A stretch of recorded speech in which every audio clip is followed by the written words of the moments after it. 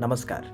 आप सभी को 12 जनवरी राष्ट्रीय युवा दिवस की अनेकानेक शुभकामनाएं। मेरा नाम शरद विवेक सागर है और मैं डेक्सटेरिटी ग्लोबल नाम के एक राष्ट्रीय संगठन का संस्थापक हूं, जो कि स्वामी विवेकानंद के विचारों को लेकर शिक्षा से नेतृत्व तैयार करने के क्षेत्र में पूरे राष्ट्र भर में कार्यरत है। वर्तमान में मैं हार्वर्ड विश्वविद्यालय में स्नातकोत्तर का विद्यार्थी हूँ, जहाँ मेरा सौभाग्य छात्र संघ अध्यक्ष के रूप में विश्वविद्यालय की सेवा करने का है। आज 12 जनवरी राष्ट्रीय युवा दिवस को हम सभी को आवश्यकता है कि हम याद रखें कि अनेकानेक पर्व, उत्सव, दिवस हम मनाते हैं, परंतु 12 जनवरी हम सिर्फ मना कर नहीं छोड़ सकते। 12 जनवरी स्वामी जी का जन्मोत्सव है। इस कारण हमें स्वयं को बनाने की प्रतिज्ञा भी लेनी होगी और उस कार्य को आज से शुरू करना होगा, जो साल भर, जीवन भर चलेगा। मैं चाहता हूं कि आप सभी स्वामी जी को 3 जगह से जोड़कर ध्यान करें। स्वामी जी का पहला स्थान है कलकत्ता।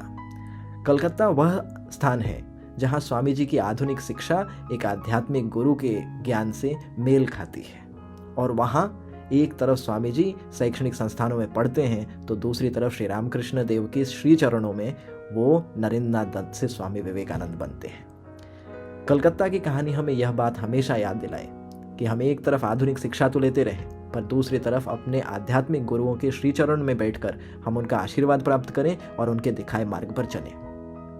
दूसरा स्थान है कन्याकुमारी। भारत में करोड़ों लोग ध्यान करते हैं, परंतु स्वामी जी का कन्याकुमारी के उस शिला पर बैठकर किया हुआ ध्यान अद्भुत है। स्वामी जी वहां बैठकर देवी देवता पर ध्यान नहीं करते।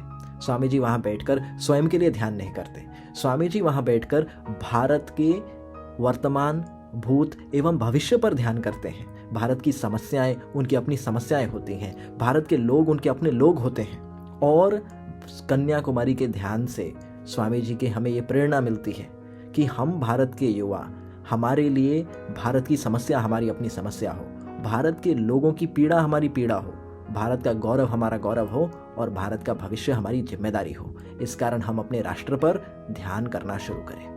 और तीसरा स्थान जहां से हमें प्रेरणा मिलती है वह है शिकागो।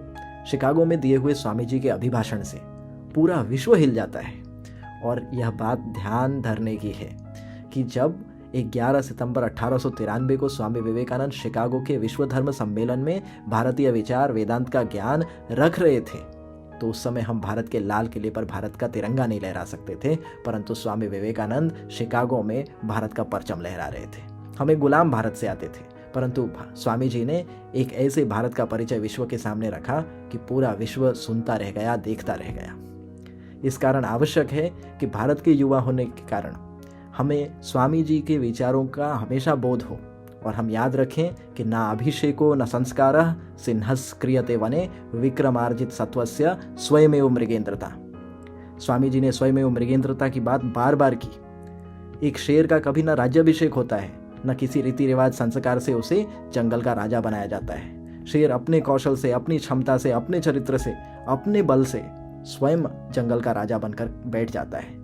ठीक उसी प्रकार हम सब स्वयं मृगेंद्रता का भाव भरें और हम राष्ट्रभक्ति, गुरु भक्ति और शास्त्र भक्ति, जो 3 चीजें लेकर स्वामी जी शिकागो पहुंचे, ये 3 चीजें लेकर हम पूरे विश्व भर में 21वीं सदी को एक भारतीय सदी बनाएं। जय हिंद, जय भारत, जय स्वामी जी।